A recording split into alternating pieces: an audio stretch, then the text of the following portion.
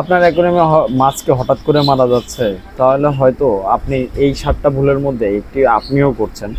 আসসালামু আলাইকুম, আমি নাহিদ আছি আপনাদের সাথে শখের ঠিকানা থেকে।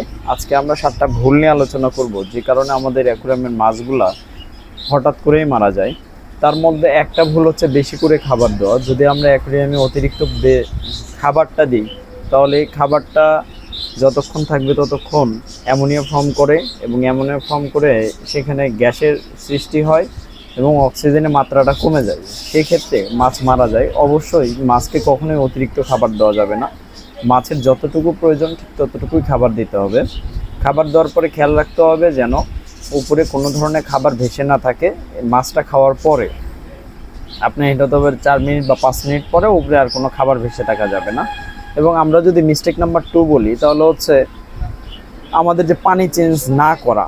অনেকে আছে যে একবার যদি অ্যাকুয়ারিয়ামে পানি দিয়ে দিই, এই পানি আর আমরা চেঞ্জ করি না, কারণ পানি তো খুব ধীরে ধীরে কমে।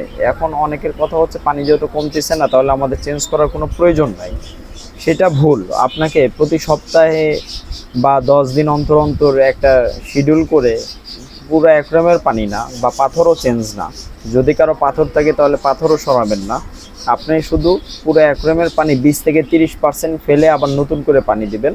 যদি পানিটা প্রিপেয়ার করা থাকে তাহলে অনেক বেশি পরিমাণে ভালো হয়। প্রিপেয়ার করা বলতে আপনি পানিটা 2-3 দিন রেখে রেডি করে তারপরে যদি দেন তাহলে অনেক বেশি পরিমাণে ভালো হয়। তো আপনারা পানিটা চেঞ্জ করবেন প্রতি সপ্তাহে বা 10 দিন অন্তর অন্তর। 20 থেকে 30% পানি চেঞ্জ হবে অ্যাকুয়ারিয়ামের। এবং 3 নাম্বার ভুল হচ্ছে সব মাছ একসাথে রাখা। এখন সব মাছ একসাথে বলতে আমাদের যেটা কমিউনিটি ফিশ ট্যাঙ্ক হয়, সেখানে আমরা সব মাছ একসাথেই রাখি। কিন্তু কিছু মাছ আছে যারা এখানে অ্যাগ্রেসিভ, এবং কিছু মাছ আছে যারা শান্ত। এখন যে মাছগুলো অ্যাগ্রেসিভ, এরা অন্য মাছকে অ্যাটাক করে। এরা যখন অন্য মাছকে অ্যাটাক করবে, তখন আপনার যেটা শান্তিপ্রিয় মাছ সে কিন্তু মারা যাবে। সো এইটা আপনার একটা প্রধান কারণ হইতে পারে আপনার মাছ চুজির ক্ষেত্রে, যে আপনি এমন একটা মাছ নিচ্ছেন যেটা কিনা অন্য একটা মাছ মেরে ফেলতেছে। সো আপনি যখন মাছ চুজ করবেন, এবং যেখান থেকে আপনি মাছ ক্রয় করেন না কেন, আপনাকে আপনার কাছে কি মাছ আসে এটাকে বলবেন। বলার পরে তারপরে যে আপনি তার কাছ থেকে মাছ ক্রয় করবেন, সে যেটা পরামর্শ দেবে সে পরামর্শ আপনি ফলো করবেন। এবং 4 নাম্বার ভুলে যদি আমরা আসি, নতুন ট্যাঙ্কের সাথে সাথে মাছ ছেড়ে দেওয়া। এখন অনেকের কথা হচ্ছে বা প্রশ্ন জাগতে পারে, নতুন ট্যাঙ্কে তাহলে কীভাবে মাছ ছাড়বো? আপনাকে পানিটাকে মিনিমাম একটা সাইক্লিং করতে হয়। যদি আপনি সাইক্লিং না করেন, অনেক সময় মাছ এক পানির সাথে অন্য পানিতে গেলে মিসম্যাচ হয়ে যায়। কারণ আমাদের অ্যাকুয়ারিয়াম শপে যে পানিগুলো থাকে, এই পানিগুলো হচ্ছে আমরা সাইক্লিং করে তারপরে আমরা মাছটা ছাড়ি। কিন্তু যদি আপনার অ্যাকুয়ারিয়াম যদি সাইক্লিং পুরোপুরি করা না থাকে, তাহলে দেখা যাবে যে মাছ ছাড়ার সাথে সাথে আপনার মাছ মারা যায়। অনেকের কথা হয় এমন যে, ভাই আপনার কাছ থেকে আমি গতকালকে মাছ নিলাম এবং আজকে মারা গেছে। এটা হচ্ছে তার এটা প্রধান কারণ হয় যে আপনি অ্যাকুয়ারিয়াম পানি যদি সাইক্লিং না হয়, তাহলে আপনার মাছটা মারা যাবে। এবং আমরা যদি 5 নাম্বার ভুলটা যদি বলি, তাহলে হচ্ছে ছোটো ট্যাঙ্কে বড় মাছ রাখা। এখন আপনি নিলেন একটা 8-12x12 একটা ট্যাঙ্ক, কিন্তু আপনি মাছ রাখতেছেন 5 ইঞ্চি সাইজের যে গোল্ডফিশগুলা বা কোয়েকার বা কমেট, এগুলা যদি রাখেন, একটা মাছের মুভমেন্টের জন্য একটা মিনিমাম একটা জায়গার প্রয়োজন হয়। এবং আপনি সেই জায়গাটা যদি ইনশিওর করতে না পারেন, তাহলে দেখা যাবে আপনার মাছটা সেখানে মুভমেন্ট না করতে পারার কারণে মারা যাবে। তো আপনারা যদি ছোট ট্যাঙ্ক নেন, তাহলে অবশ্যই চুজ করবেন ছোট টাইপের মাছগুলা। সেটা হতে পারে গোল্ডফিশ নিতে পারেন, কুইকাপ নিতে পারেন, কিন্তু অবশ্যই সেটা নিতে হবে ছোট সাইজের। মানে আপনাকে সাইজ নির্বাচন করাটা শিখতে হবে আপনার অ্যাকুয়ারিয়াম বেস, যে আপনার অ্যাকুয়ারিয়ামটা কত বড় সেটার উপরে ডিপেন্ড করে আপনাকে মাছটা নিতে হবে। এবং আমরা যদি 6 নাম্বার মিস্টেকের কথা বলি, ফিল্টার বা অক্সিজেন আমরা অনেকেই ব্যবহার করি না আমাদের অ্যাকুয়ারিয়ামে।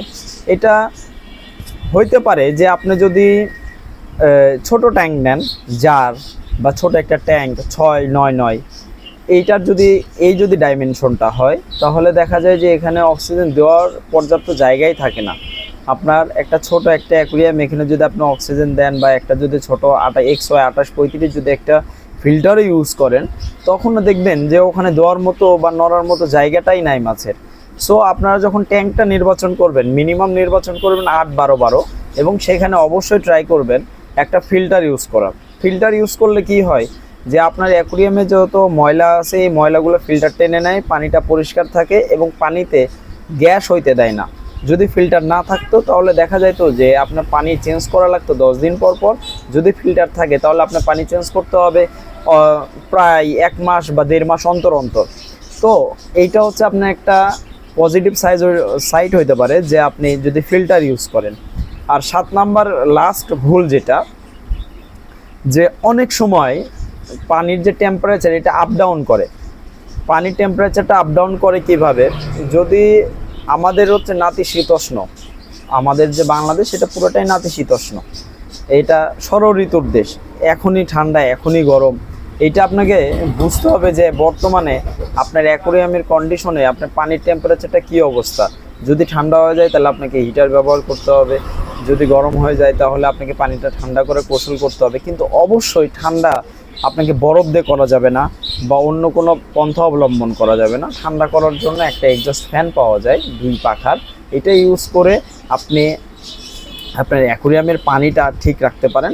আর এই টেম্পারেচারের কারণে সমস্যাটা হচ্ছে মাছ অনেক সময় শক খেয়ে মারা যায়, যে একটা টেম্পারেচার থেকে আরেকটা টেম্পারেচারে যখনই মুভমেন্ট করে পানিটা তখনই মাছটা শকেই মারা যায় আর কি। তো এই ভুলগুলো এড়িয়ে চললে আপনার মাছ সুস্থ থাকবে, সুন্দর। ভিডিওটা ভালো লাগে লাইক, শেয়ার আর সাবস্ক্রাইব করতে ভুলবেন না। ধন্যবাদ।